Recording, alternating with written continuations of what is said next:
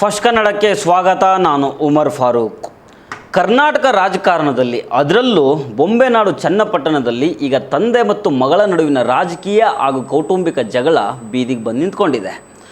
ಮಾಜಿ ಸಚಿವ ಪ್ರಭಾವಿ ನಾಯಕ CP ಯೋಗೇಶ್ವರ್ ವಿರುದ್ಧ ಅವರ ಸ್ವಂತ ಮಗಳು ನಿಶಾ ಯೋಗೇಶ್ವರ್ ಸಿಡಿದೆದ್ದಿದ್ದಾರೆ.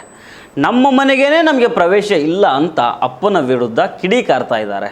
ಹಾಗಾದರೆ ಈ ಅಪ್ಪ ಮಗಳ ಜಗಳದ ಹಿಂದಿನ ಅಸಲಿ ಕಥೆ ಏನು, ನಿಶಾ ಯೋಗೇಶ್ವರ್ ಮಾಡಿರುವ ಗಂಭೀರ ಆರೋಪಗಳೇನು ಅನ್ನೋದನ್ನು ನೋಡ್ತಾ ಹೋಗೋಣ.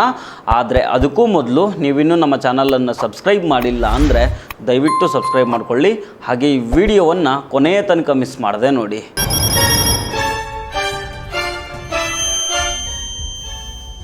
ರಾಜಕಾರಣದಲ್ಲಿ ಯಾರು ಯಾವಾಗ ಶತ್ರುಗಳಾಗ್ತಾರೋ ಯಾವಾಗ ಮಿತ್ರರಾಗ್ತಾರೋ ಅಂತ ಹೇಳೋದು ಕಷ್ಟ.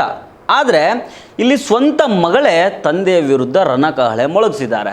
ವರದಿಗಳ ಪ್ರಕಾರ ನಿಶಾ ಯೋಗೇಶ್ವರ್ ತಮ್ಮ ತಂದೆಯ ವಿರುದ್ಧ ಹಲವಾರು ವರ್ಷಗಳಿಂದ ಹಲವು ರೀತಿಯ ಗಂಭೀರ ಆರೋಪಗಳನ್ನು ಮಾಡ್ತಾ ಬಂದಿದ್ದಾರೆ. ತಂದೆ CP ಯೋಗೇಶ್ವರ್ ಅವರು ತಮಗೆ ಹಾಗೂ ತಮ್ಮ ತಾಯಿಗೆ ಅನ್ಯಾಯ ಮಾಡಿದ್ದಾರೆ, ಕೌಟುಂಬಿಕವಾಗಿ ನಮಗೆ ಯಾವುದೇ ರೀತಿಯ ಬೆಂಬಲ ಕೊಡ್ತಾ ಇಲ್ಲ ಅನ್ನೋದು ನಿಶಾ ಅವರ ಪ್ರಮುಖ ಆರೋಪ. ಇತ್ತೀಚೆಗೆ ಚನ್ನಪಟ್ಟಣಕ್ಕೆ ಹೋಗಿದ್ದ ನಿಶಾ ತನ್ನ ತಂದೆ CP ಯೋಗೇಶ್ವರ್ ವಿರುದ್ಧ ಮತ್ತೆ ಕಿಡಿಕಾರಿದ್ದಾರೆ. ಚನ್ನಪಟ್ಟಣದ ಹತ್ತಿರ ಚಕ್ಕೆರೆ ಅನ್ನೋ ಊರು ಅನಿಸುತ್ತೆ. ಅಲ್ಲಿಗೆ ಹೋಗಿದ್ದ ನಿಶಾ ಮನೆಯೊಳಗೆ ಹೋಗೋಕ್ಕಾಗ್ತಾ ಇಲ್ಲ, ಕೀ ಕೊಟ್ಟಿಲ್ಲ ಅಂತ ಕಿಡಿಕಾರಿದ್ದಾರೆ. ಆ ಊರಲ್ಲಿ ಹಬ್ಬ ಏನೋ ನಡೀತಾ ಇದೆ, ಹಬ್ಬಕ್ಕೆ ಅಂತ ಬಂದಿದ್ದೀನಿ, ಆದರೆ ಮನೆ ಕೀ ಕೊಟ್ಟಿಲ್ಲ ಅನ್ನೋದು ನಿಶಾ ಯೋಗೇಶ್ವರ್ ಅವರ ಅಳಲು. ಒಮ್ಮೆ ಕೇಳಿಸ್ಕೊಂಬನ್ನಿ. 1.5 ಗಂಟೆ ಆಯಿತು, ಬಂದು ಕಾಯ್ತಾ ಇದ್ದೀವಿ. ಗೇಟ್ ಬೀಗ ಹಾಕಿದೆ, ನನ್ನ ಹತ್ರ ಬೀಗ ಇಲ್ಲ, ಲಾಕ್ ಇಲ್ಲ, ನನ್ನ ಹತ್ರ ಕೀಸ್ ಇಲ್ಲ ಒಳಗಡೆ ಹೋಗೋಕ್ಕೆ. ಫೋನ್ ಮಾಡಿದೆ ನಮ್ಮ ಅಂಕಲ್ಗೆ ಮತ್ತು ನಮ್ಮ ಚಿಕ್ಕಪ್ಪನಿಗೆಲ್ಲ ಫೋನ್ ಮಾಡಿದೆ, ಬೇರೆಯವ್ರ ಕೈಲೂ ಫೋನ್ ಮಾಡಿಸಿದೆ. ಫೋನ್ ಎತ್ಕೊಳ್ತಾ ಇಲ್ಲ. ನನ್ನ ತಮ್ಮ ಮಾತಾಡ್ದ ಅನ್ಸುತ್ತೆ, ಬಟ್ ಏನೂ ರೆಸ್ಪಾನ್ಸ್ ಇಲ್ಲ, ಕೀ ಸಿಗ್ತಾ ಇಲ್ಲ. ನಾವು ಇಲ್ಲಿ ಹಬ್ಬ ಆಚರಿಸಕ್ಕೆ ಬಂದಿದ್ದು, ತಾಯಿಯ ಆಶೀರ್ವಾದ ತೊಗೊಳಕ್ಕೆ ಬಂದಿರೋದು. ನಮ್ಮ ಮನೆ ಇದು, ಒಳಗಡೆ ಹೋಗೋಕ್ಕೆ ನಮಗೆಲ್ಲ ಒಂದು ಆಸೆನೂ ಇದೆ, ಬಟ್ ನಮ್ಗೆ ಒಳಗಡೆ ಬಿಟ್ಟಿಲ್ಲ ಅಂತ ಅಂದರೆ ನಾವು ಇಲ್ಲಿಂದಾನೇ ಹಬ್ಬ ಆಚರಿಸ್ತೀವಿ. ಬಿಕಾಸ್ ಆ ತಾಯಿಯ ಆಶೀರ್ವಾದ ತೊಗೊಳ್ದೆ ಅಂತೂ ಹೋಗಲ್ಲ ನಾವು.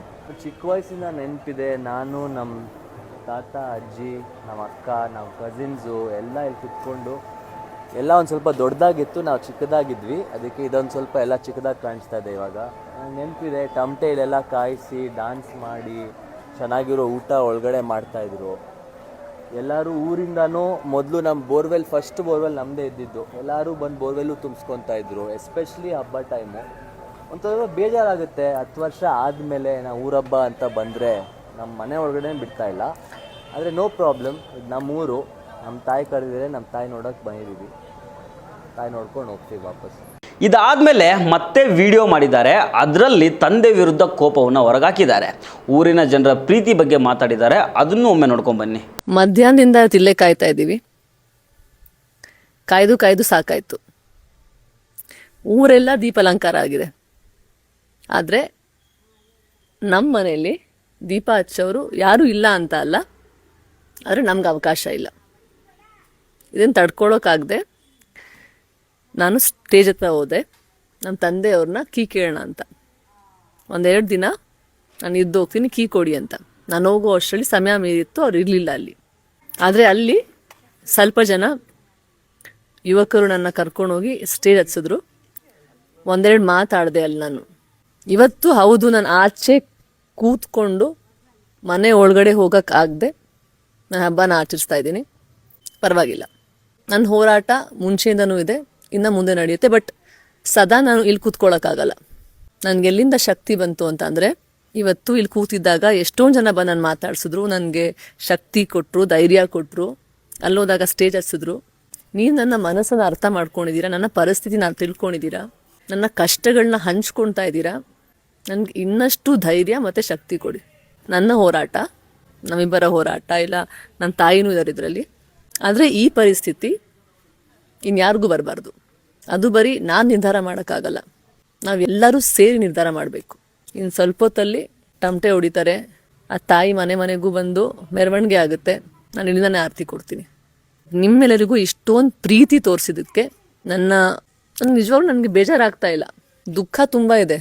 ಬಟ್ ಅಷ್ಟು ಪ್ರೀತಿ ಕೊಟ್ಟಿದ್ದೀರಲ್ಲ, ಅದೇ ನನಗೊಂದು ದೊಡ್ಡ ಸಂಭ್ರಮ. ನನ್ನ ಚಕ್ಕೆರೆ ಅಂತ ನಾನೇನು ಅಂದ್ಕೊಂಡಿದ್ನಲ್ಲ, ಅದು ಇವತ್ತು ನನಗೆ ನಿಜವಾಗ್ಲೂ ಅರಿವಾಯಿತು, ನನ್ನ ಚಕ್ಕೆರೆಯ ಜನ ಹೇಗೆ ಅಂತ.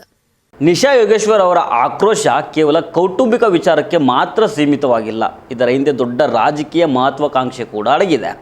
ನಿಶಾ ಅವರ ಪ್ರಮುಖ ಆರೋಪಗಳೇನು ಗೊತ್ತಾ? ತಾಯಿಗೆ ಅನ್ಯಾಯ. ತಮ್ಮ ತಾಯಿಯನ್ನು ಸಿ ಪಿ ಯೋಗೇಶ್ವರ್ ಅವರು ನಿರ್ಲಕ್ಷ್ಯ ಮಾಡಿದ್ದಾರೆ ಮತ್ತು ಕೌಟುಂಬಿಕವಾಗಿ ಅನ್ಯಾಯ ಮಾಡಿದ್ದಾರೆ ಅನ್ನೋದು ನಿಶಾ ಅವರ ಆಕ್ರೋಶ. ಇನ್ನು ರಾಜಕೀಯ ಬೆಂಬಲದ ಕೊರತೆ. ತನಗೂ ರಾಜಕಾರಣಕ್ಕೆ ಬರೋ ಆಸಕ್ತಿ ಇದೆ, ಆದರೆ ತಂದೆ ಯಾವುದೇ ರೀತಿಯ ಪ್ರೋತ್ಸಾಹ ಕೊಡ್ತಾ ಇಲ್ಲ, ಬದಲಾಗಿ ತುಳಿಯುವ ಪ್ರಯತ್ನ ಮಾಡ್ತಾ ಇದ್ದಾರೆ ಅನ್ನೋದು ಆರೋಪ. ಇನ್ನೊಂದೇನೆಂದರೆ ಅವಮಾನದ ಆರೋಪ. ಸಾರ್ವಜನಿಕವಾಗಿ ಮತ್ತು ಕುಟುಂಬದ ಒಳಗೆ ತಮಗೆ ಸಿಗಬೇಕಾದ ಗೌರವ ಸಿಗ್ತಾ ಇಲ್ಲ ಅನ್ನೋ ಬೇಸರ ನಿಶಾ ಅವರಿಗಿದೆ.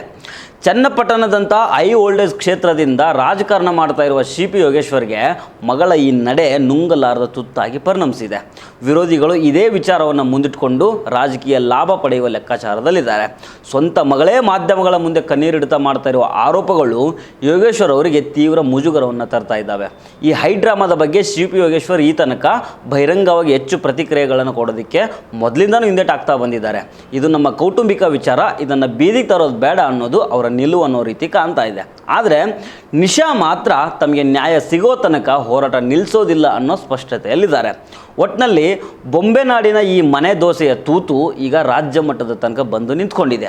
ಈ ಕೌಟುಂಬಿಕ ಬಿಕ್ಕಟ್ಟು ಸಿ ಪಿ ಯೋಗೇಶ್ವರ್ ಅವರ ರಾಜಕೀಯದ ಭವಿಷ್ಯದ ಮೇಲೆ ಯಾವ ರೀತಿ ಪ್ರಭಾವ ಬೀರುತ್ತೆ, ನಿಶಾ ಯೋಗೇಶ್ವರ್ ಅವರ ಮುಂದಿನ ನಡೆ ಏನಾಗುತ್ತೆ ಅನ್ನೋದನ್ನು ಕಾದು ನೋಡಬೇಕಾಗಿದೆ.